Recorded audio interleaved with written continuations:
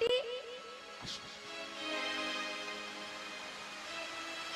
সৎ পথে যদি যেতে চাও সেখানে কাঁটা বেছানো থাকবে, আর অসৎ পথে যদি যেতে চাও সেখানে ফুল বেছানো থাকবে। তুমি কোনটাই যাবে? হ্যাঁ, আরে ওটা তো কাঁটা আছে। অসৎ পথে ফুল বেছানো থাকে, ওখানে কোনো কষ্ট নেই,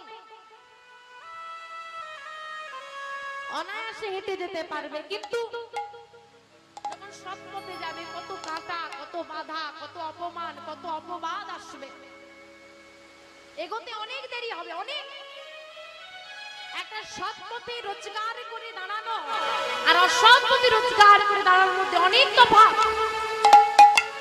অসৎ পথে যেতে কোনো কষ্ট লাগে না, সৎ পথে যেতে অনেক কষ্ট হয়।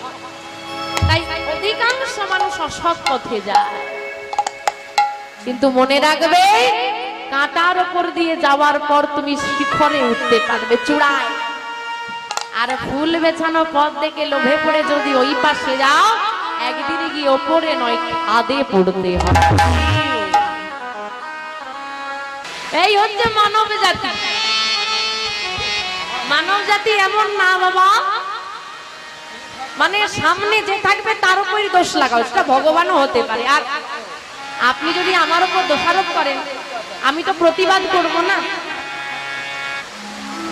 আর ভগবান তো প্রতিবাদ করতে পারে না, বাস কাজ দাঁড়িয়ে থাকা, লাগা ওর উপরে দোষ, বলেন না। তো ভগবান কিন্তু ভক্ত বলছে, প্রভু তুমি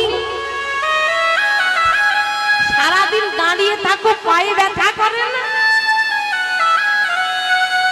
তা কষ্ট হয় না? কি হয় না? এখন বলে যে যে পরিস্থিতি থাকে সেই তার কষ্ট বোঝে।